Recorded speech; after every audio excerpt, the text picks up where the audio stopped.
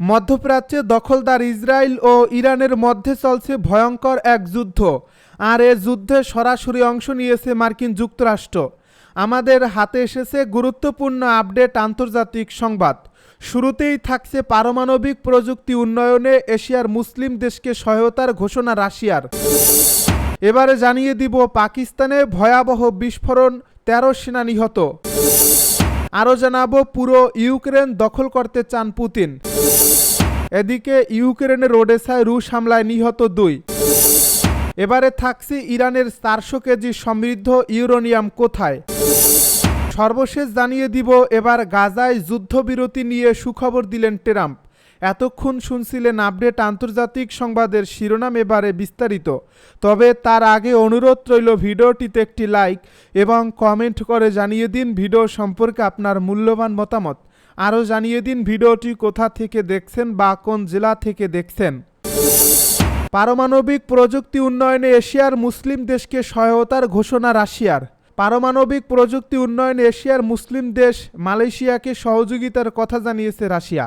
দেশটি জানিয়েছে রাশিয়া মালয়েশিয়ার সঙ্গে পারমাণবিক শক্তি উন্নয়নে দেশটির সক্ষমতা বৃদ্ধির জন্য সহযোগিতা চালিয়ে যাবে। শনিবার সংবাদ মাধ্যম দ্য স্টারের এক প্রতিবেদনে তথ্য জানানো হয়েছে। মালয়েশিয়ার উপপ্রধানমন্ত্রী দাতুক সেরি ফাদিল্লা ইউসুফ জানান, রাশিয়া মালয়েশিয়ার সঙ্গে পারমাণবিক শক্তি উন্নয়নে দেশটির সক্ষমতা বৃদ্ধির জন্য সহযোগিতা চালিয়ে যেতে সম্মত হয়েছে। প্রাতিষ্ঠানিক, মানব সম্পদ, কারিগরি, বাণিজ্যিক এবং আইনি দিকগুলোতে এ সহায়তার কথা জানিয়েছে দেশটি। তিনি বলেন, রাশিয়ার পারমাণবিক শক্তিতে বিস্তৃত অভিজ্ঞতা মালয়েশিয়ার ভবিষ্যৎ শক্তি নিরাপত্তা বাড়ানোর ক্ষেত্রে বিবেচনা করা উচিত। রাশিয়ায় 4 দিনের সফর শেষে এক সংবাদ সম্মেলনে তিনি বলেন, এই সফরের মূল উদ্দেশ্য ছিল 2 দেশের মধ্যে শক্তি সহযোগিতা জোরদার করা। সফরে রাশিয়ার উপপ্রধানমন্ত্রী আলেকজি ওভারচুকের সঙ্গে পারমাণবিক শক্তির ক্ষেত্রে সহযোগিতার সম্ভাবনা নিয়ে আলোচনা করেছেন বলেও জানান তিনি। পাকিস্তানে ভয়াবহ বিস্ফোরণ, 13 জন সেনা নিহত। পাকিস্তানে ভয়াবহ বিস্ফোরণে 13 জন সেনা সদস্য নিহত হয়েছেন। শনিবার আফগান সীমান্তের কাছে দেশটির উত্তর পশ্চিমাঞ্চলীয় খাইবার পাখতুনখোয়া প্রদেশে এ দুর্ঘটনা ঘটে। স্থানীয় সংবাদ মাধ্যমের বরাতে আনাদুল এজেন্সি জানায়, আফগান সীমান্তের কাছে দেশটির উত্তর পশ্চিমাঞ্চলীয় খাইবার পাখতুনখোয়া প্রদেশে এক আত্মঘাতী বোমা হামলায় কমপক্ষে 13 জন পাকিস্তানি সেনা নিহত এবং বেসামরিক নাগরিক সহ কয়েক ডজন আহত হয়েছেন। খাইবার ক্রনিকলস নিরাপত্তা সূত্রের বরাত দিয়ে জানিয়েছে, উত্তর ওয়াজিরিস্তানের মীর আলীর খাদি বাজারে সেনা কনভয়ে এ হামলা চালানো হয়। নাম প্রকাশে অনিচ্ছুক নিরাপত্তা কর্মকর্তারা জানান, মীর আলীতে 22 ফ্রন্টিয়ার ফোর্স রেজিমেন্টারের বোমা নিষ্ক্রিয়কারী ইউনিটের গাড়ির কাছে এক আত্মঘাতী বোমা হামলা হয়। এই হামলাটি ছিল সমন্বিত আক্রমণ। কিছু বুঝে ওঠার আগেই বিস্ফোরণ এলাকা পুরো কেঁপে ওঠে। এই হামলায় 14 জন বেসামরিক নাগরিক সহ কমপক্ষে 24 জন সেনা নিহত হয়েছেন। খবর পেয়ে অতিরিক্ত সেনা ঘটনাস্থলে গিয়ে তাদের উদ্ধার করে হাসপাতালে পাঠায়।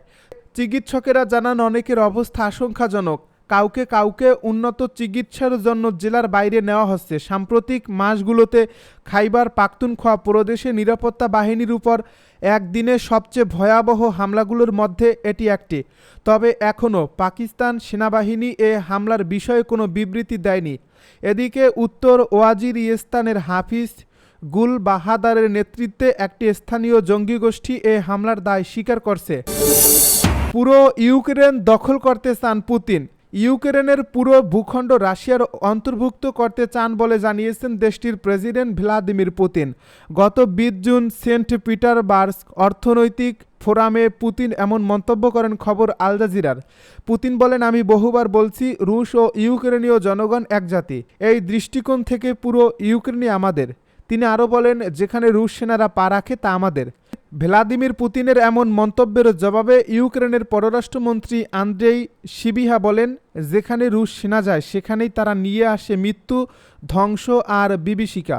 এছাড়া ইউক্রেনীয় president Volodymyr Zelensky messaging app টেলিগ্রামে এক পোস্টে বলেন, পুতিন এবার সম্পূর্ণ খোলামেলাভাবে বলেছেন তিনি শুধু ইউক্রেনই নয়, বেলারুশ, বাল্টিক রাষ্ট্র, মলদোভা, ককেশাস এবং কাজাখস্তানের দিকেও নজর দিয়েছেন।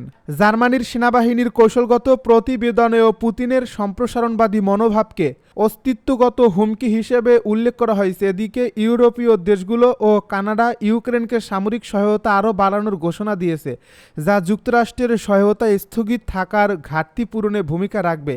ন্যাটোর মহাসচিব মার্ক রুটে জানান, 2024 সালের প্রথম 6 মাসেই ইউরোপ ও কানাডা মিলে ইউক্রেনকে $35 বিলিয়ন সামরিক সহায়তা দিয়েছে, যা গত বছরের পুরো পরিমাণ $50 বিলিয়নের কাছাকাছি পৌঁছে গেছে। ইউক্রেনের ওডেসায় রুশ হামলায় নিহত 2। ইউক্রেনের দক্ষিণাঞ্চলীয় ওডেসা শহরে রুশ ড্রোন হামলায় নিহত হয়েছে 2 জন এবং আহত হয়েছেন 14 জন। স্থানীয় কর্তৃপক্ষের বরাত দিয়ে শনিবার এএফপি এ তথ্য জানিয়েছে।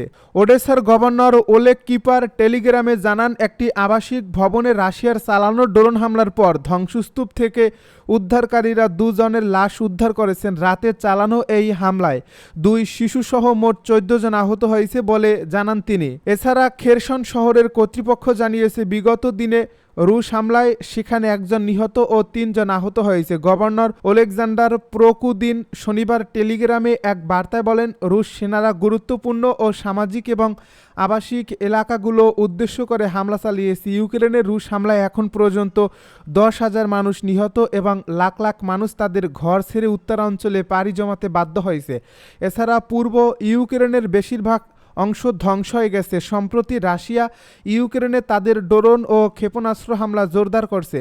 স্থবির হয়ে পড়েছে যুক্তরাষ্ট্রের উদ্যোগে শান্তি আলোচনায় রাশিয়ার শর্ত হিসেবে ইউক্রেনের আরও বেশি ভূখণ্ড দাবি করছে, সেই সঙ্গে পশ্চিমা সেনাদের ফেরত পাঠাতে বলছে। তবে কিয়েভ এই দাবি গ্রহণযোগ্য নয় বলে জানিয়েছে। ইরানের 400 কেজি সমৃদ্ধ ইউরেনিয়াম কোথায়? মার্কিন ও ইসরায়েলি হামলার পরও ইরানের পারমাণবিক অস্ত্র তৈরির সক্ষমতা এখনও বজায় আছে বলে মন্তব্য করেছেন জাতিসংঘের সাবেক শীর্ষ পরমাণু কর্মকর্তা। পডকাস্ট আই ফর ইরানকে দেওয়া এক সাক্ষাৎকারে তিনি সতর্ক করে বলেছেন, তেহরানের কাছে থাকা অস্ত্র উপযোগী উচ্চ মাত্রায় সমৃদ্ধ ইউরেনিয়ামের সঠিক অবস্থান এখনও অজানা।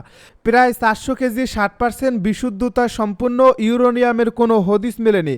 আন্তর্জাতিক পরমাণু শক্তি সংস্থার সাবেক ডেপুটি ডিরেক্টর জেনারেল অলি হেনেইন সতর্ক করেছেন, আইএইএ যতক্ষণ না এই ইউরেনিয়ামের অবস্থান নিশ্চিত করছে ততক্ষণ ঝুঁকি থেকেই যাচ্ছে। হেইনোনেন আরও বলেছেন, এই পরিমাণ ইউরেনিয়াম যদি 90% পর্যন্ত সমৃদ্ধ করা হয় তাহলে তা দিয়ে 10টি পারমাণবিক বোমা বানানো সম্ভব। ট্রাম্প ইরানে বাংকার বাস্টার আক্রমণ করার পিছনে যুক্তি দিয়েছিলেন যে ইরান পারমাণবিক সক্ষমতা অর্জন করলে মধ্যপ্রাচ্যের রাজনীতিতে নেতিবাচক প্রভাব পড়বে।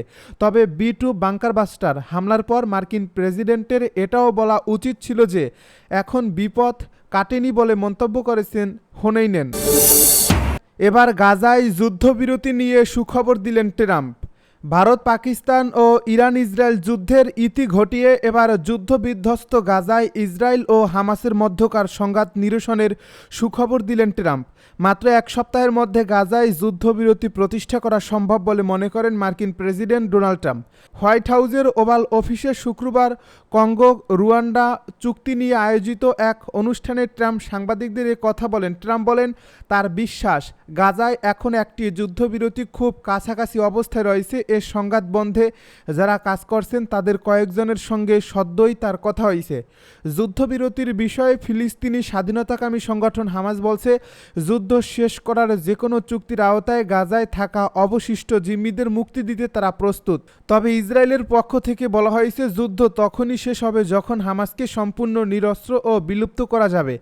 অবশ্য হামাস অস্ত্র সমর্পণে অস্বীকৃতি জানিয়েছে। গাজার স্বাস্থ্য মন্ত্রণালয়ের তথ্য অনুযায়ী 2023 সালের অক্টোবর থেকে গাজায় অব্যাহতভাবে চলা ইসরায়েলি আগ্রাসনে নিহতের সংখ্যা 56,331 জনে পৌঁছেছে আর আহত হয়েছেন 1,32,632 জন ফিলিস্তিনি।